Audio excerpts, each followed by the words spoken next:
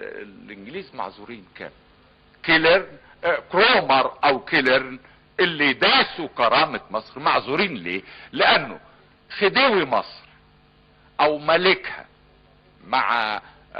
مع كرومر ومع كيلرن، خديوي مصر او ملكها بيديله بالصرمة، بيشيل له الصرمة يديها له، يقول له ضربني تاني.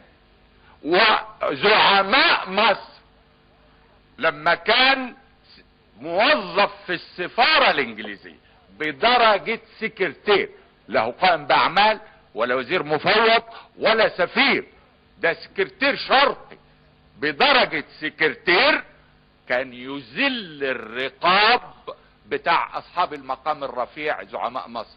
هل ده كان وجه مصر؟ مين اللي ارتكب في حق مصر هذا الجرم؟ احنا اللي سمحنا بهذا.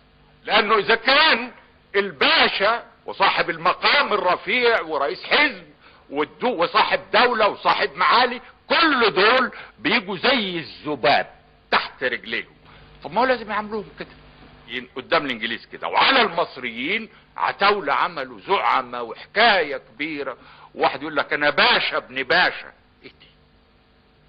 ايه ده كانوا بيدوكوا بالصرم الانجليز. ايه انتوا الملك بتاعكم كمان اللي اداكوا البشوية كنتوا بتاخدوا بالصرم. كان منظر كئيب، لا عودة ابدا لهذا الكلام ابدا.